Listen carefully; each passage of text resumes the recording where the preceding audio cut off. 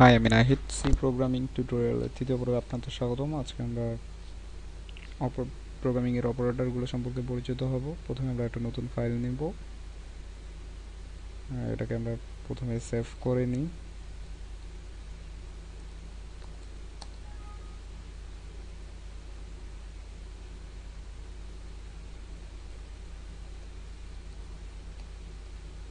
প্রথমে আমরা header file যোগ করে নেব।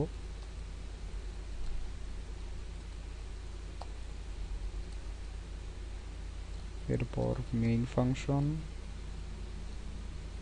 এবং স্কোপ।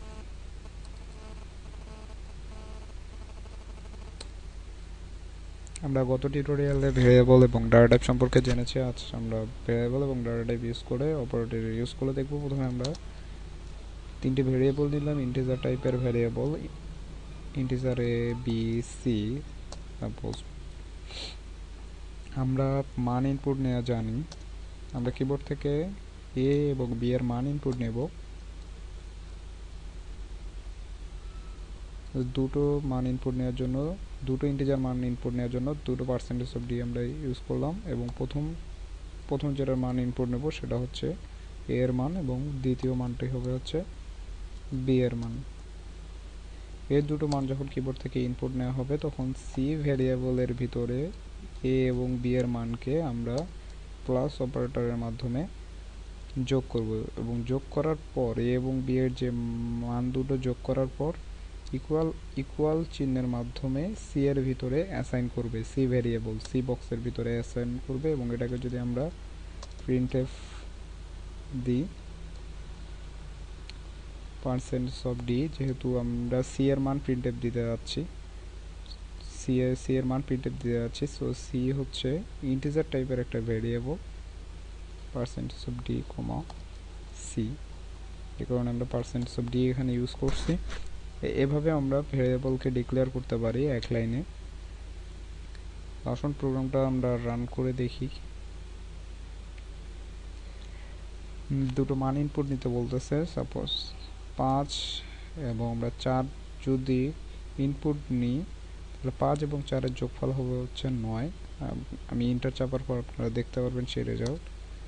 5 এবং 4-এর যোগফল হচ্ছে 9, সেটা শো করছে।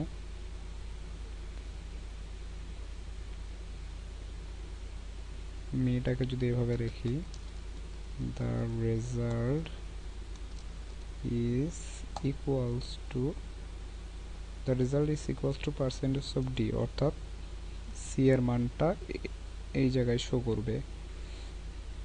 আমরা প্লাস অপারেটরের মাধ্যমে যোগ করতে পারি, মাইনাস অপারেটরের মাধ্যমে আমরা দুটো সংখ্যাকে ইনপুট নিয়ে বিয়োগ করতে পারি, সেটা আমরা দেখব। দেখুন 5 এবং 4-এর বিয়োগফল 1, দ্য রেজাল্ট ইজ 1 শো করছে। এরপর আমরা বিয়োগ চিহ্ন দেখলাম, আমরা গুণ দুঃখিত,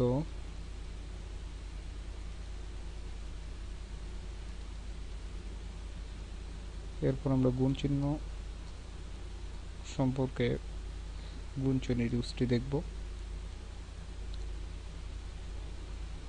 আমরা 5 এবং 4-এর গুণফল আমরা জানি, 5 4 5 20, 20 শো করছে।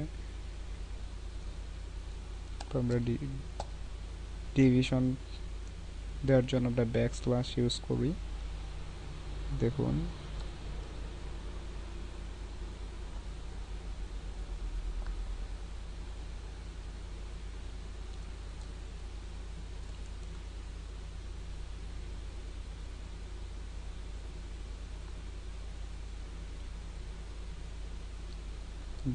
কে 5 দিয়ে ভাগ করলে ভাগফল হবে হচ্ছে 2, সেটি শো করছে। The result is 2।